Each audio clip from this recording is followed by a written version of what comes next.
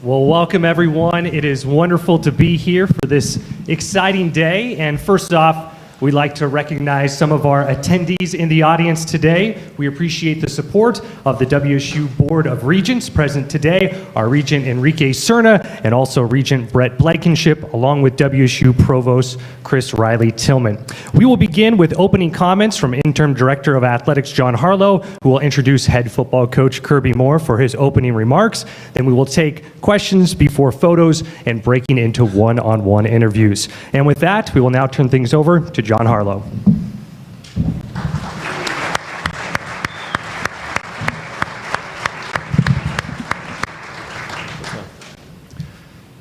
Well, good afternoon.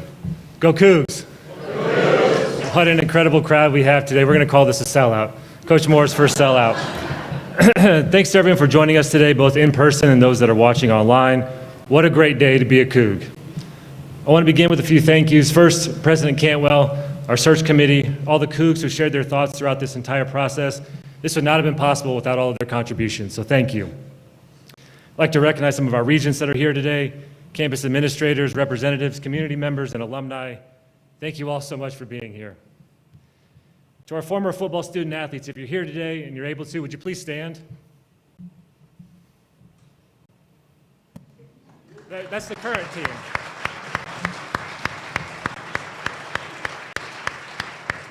We'll get to the current group. Are there any former football student athletes in the mix here?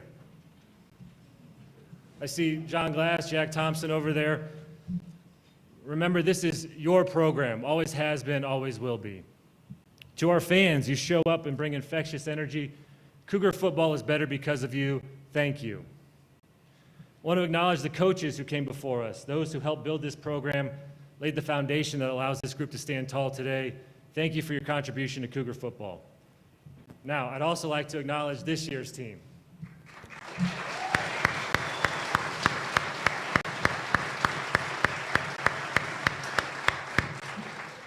The job is not yet finished. This group of young men have been working hard through adversity, continuing to demonstrate what it means to be a Coug.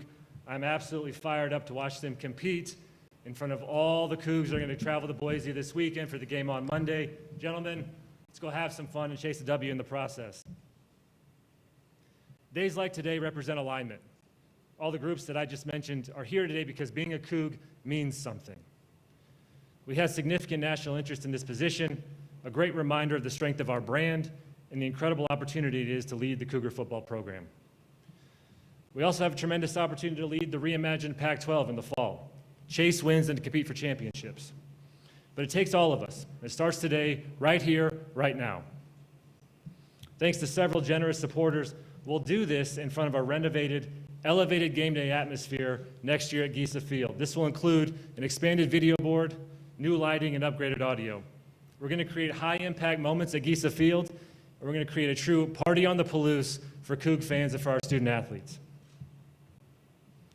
For all those reasons I mentioned so far, this was an incredibly important decision for Cougar football, for WSU athletics, for the university, for Pullman, for the state of Washington. Hiring this outstanding coach was the easy part. Now, Cougar Nation, it's our turn to do our part and wrap this program with support. And support comes in many different ways, whether that's buying tickets, showing up, supporting student athletes through scholarships, contributing to NIL through the Cougar Athletic Fund, or supporting the Cougar Collective. In the search, we were clear on the criteria we were looking for. A modern coach who wins with talent and strategy. Someone fluent in NIL, the portal, and the new landscape of college football. A culture maker, visible, driven, and impossible to outwork. A coach that is bold, inventive, and ready to build.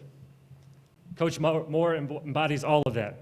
He may not have graduated from WSU, but this man is a Coug through and through.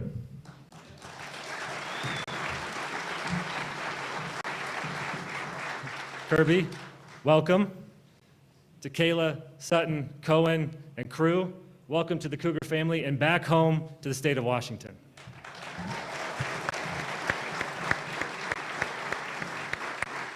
And with that, it is my honor to introduce to you the 36th head football coach of the Washington State Cougars, head coach Kirby Moore.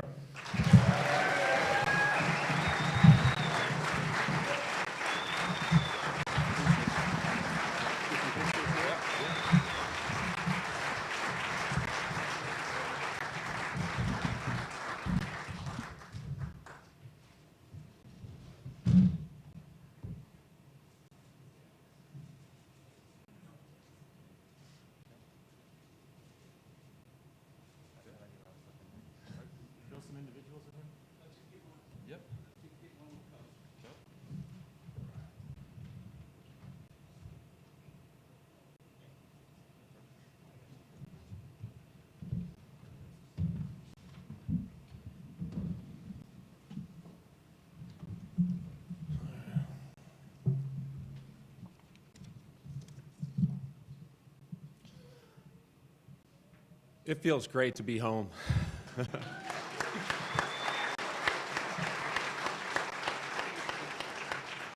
I'm really honored for this incredible opportunity. Being an Eastern Washington kid, I grew up following the Cougs' success, especially in football. 19 bowl games, 4 Rose Bowls, 14 first-round draft picks. Being the son of a high school football coach, my dad, Tom, is right over there. And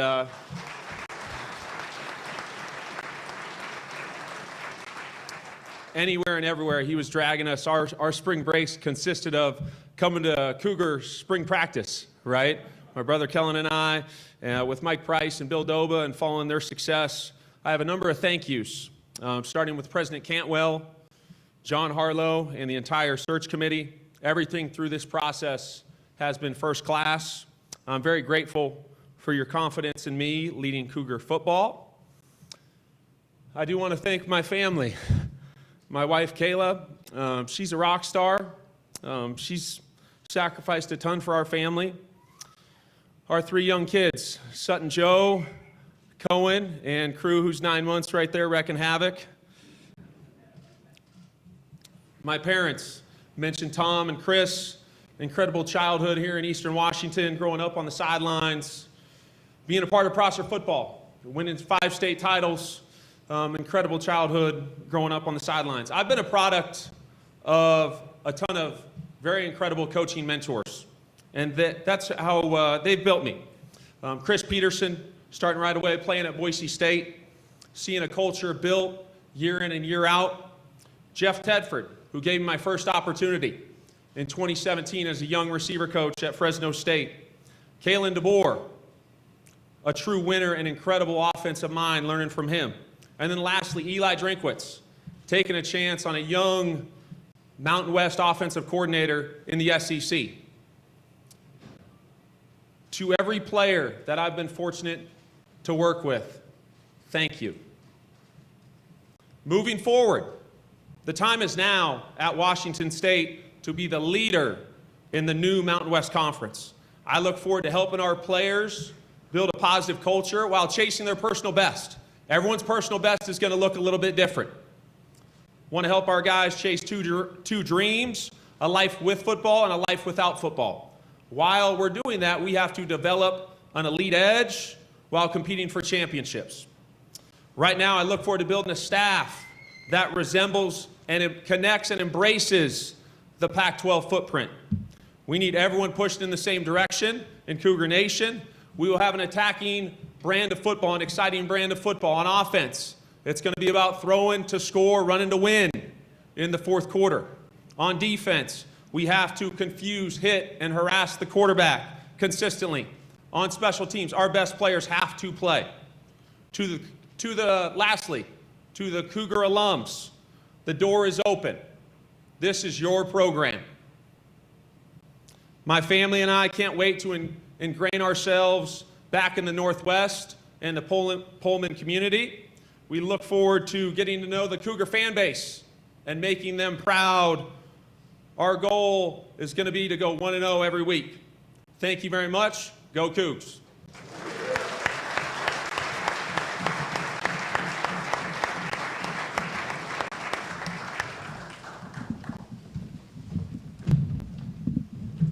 Well, at this time, we will take questions from the room. Here we go. First up. Hey, Kirby. Greg was with the Spokesman Review. You mentioned all the head coaches that you would have learned under. I'm wondering if you could just kind of tell us a bit more about kind of what you learned most about those guys and the impact they've had on your life. Yeah, I'd first start with Chris Peterson. Very consistent.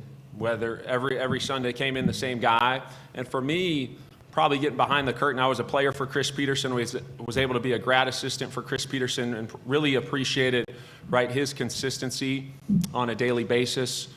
Jeff Tedford, a leader, and instilled belief in our players, right? We came into Fresno State, they'd won 1 game the previous season, went 10-4 quickly there in the 2017 season. Kalen DeBoer, incredibly innovative on offense and a great empowerer of people. And then lastly, Eli Drinkwitz, I think in the college football space right now, he's very innovative in terms of building a team. Next question. Kirby, congratulations. Awesome Thank guest you. with KHQ in Spokane. As you talk about taking over this program at the start of the new Pac-12, what are maybe some of the challenges that you've thought of, and how do you plan to attack those? I don't see them as challenges. I think for us, we got an incredible opportunity to be the leader in this conference while building a team, right, and a staff, right, that I mentioned connects and embraces the Pac-12 footprint. I see it as a great opportunity right now. Right, there's a lot of moving pieces in college football. Right now, there's a ton of meetings going on with players, and right, it's their program.